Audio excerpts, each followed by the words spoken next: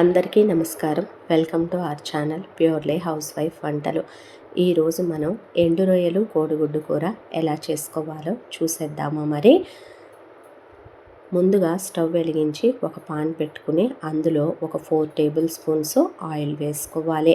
ఇవి ఎండు రొయ్యలండి. తల తోక తీసి శుభ్రం చేసి వీటిని ఒక 3 సార్లు కడిగి తర్వాత గోరువెచ్చటి నీళ్ళల్లో ఒక 15 నిమిషాల పాటు నానబెట్టి నీళ్లు వార్చేసి పక్కన పెట్టుకున్నాను.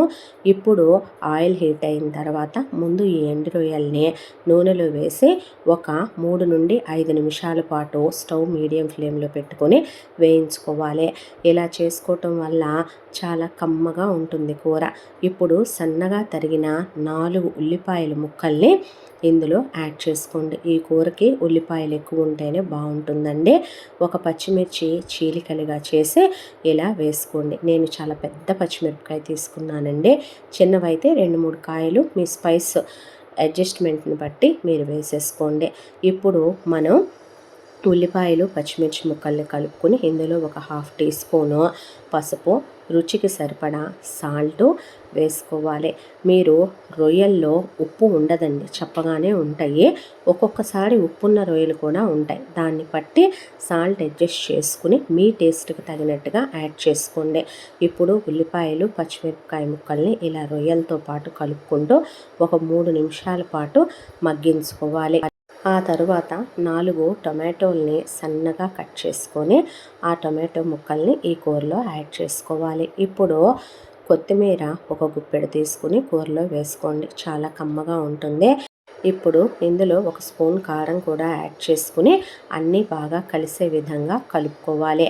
స్టవ్ని చిన్న పొయ్యి మీద శాంతం మనం సిమ్ చేసేసి ఆ తర్వాత ఈ ముక్కలన్నీ మనం ఇలా కలుపుకొని మనం 2 ఉడికించిన గుడ్లు, మీ ఇంట్లో ఎంతమంది పర్సన్స్ ఉంటే అన్ని ఎగ్స్ యాడ్ చేసుకోండి. నేను రొయ్యలు ఎక్కువే వేస్తానండి.